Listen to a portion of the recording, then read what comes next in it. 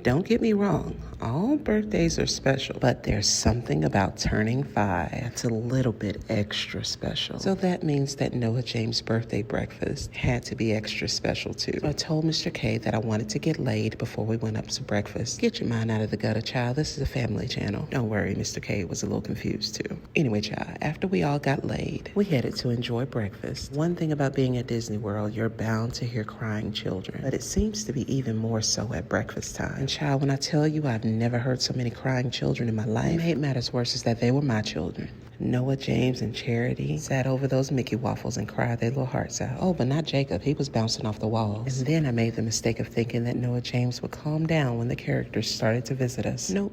Not at all. Homeboy then moved his crying to underneath the table. That is until his favorite character came to visit him. When Pluto came, he was all smiles and left me wondering if this was the same kid who just whined for 20 minutes straight. I guess he figured it's his party and he can cry if he wants to. Also, I once read that Disney characters go by a rule where they never let go of a child's hug first. And our friend Pluto made me believe that this may be true because he absolutely did not let my little Noah James go. And honestly, it brought me to tears because when I hugged Noah James, I don't want to let go either. Speaking of not letting go, there was all this food in the restaurant, all these people, and little Miss Fourteeth here decided that she wanted her milk straight from the tap instead. And despite the fact that we were sitting in a restaurant, she did not care at all, not one single bit. Anyway, Chelsea, when we finished our breakfast, we headed on out to start the rest of our day. Because after all, my little pandemic baby, who spent about the first month of his life in the NICU, was turning 5. So we had to go and celebrate. But not before Zachary, Charity Rose, and Mr. K caught a nap. I don't know if you noticed, but Mr. K can take a nap anywhere. Let him sit down with a cool breeze and it's over. No, not me though. I'll hold my eyes open with toothpicks before I go to sleep in public. Ain't no way. Anyway, child, back to Noah James. We headed on over to Animal Kingdom where our first stop was to get our faces painted. It's like $25 per face. I could have done that. Then these children wanted bubble wands. Those bubble wands were $35 each. Next time I'm bringing bubbles from the $1.25 Century store and hide them in my purse or something because $35 for a thing that blows bubbles when I can blow bubbles for free? I think not. And then they wanted to play these drums. Had to make sure that we weren't charged for that too. No, that's the only free thing to do in Disney. And it was about that time where I remembered that Florida heat is a little different from Alabama heat. And I was sweating in places where a lady should not be sweating. We had to go find some air conditioning. So we went on into the Lion King show, where for some reason they set us on the front row. Where of course Mr. K was chosen to participate in the show as always. Now get this, not only did they choose him to participate in the show, they also chose some of his children, including our little birthday boy. Speaking of our birthday boy, I forgot to tell you why he had such a rough start when he entered this world on February 12th of 2020. The moment he entered the world, he was rushed off to the NICU, and we were confused as to why. He was born at term, his weight was fine, his birth was fine, everything seemed fine until we heard him breathing. By we, I mean everyone. We all heard him breathing because he had what we later found out was tracheomalacia, and it took weeks in the NICU and a surgery at the start of a pandemic, which meant that we were not allowed in the surgery with him to come to a diagnosis. It was honestly the scariest time of my life. Scariest thing I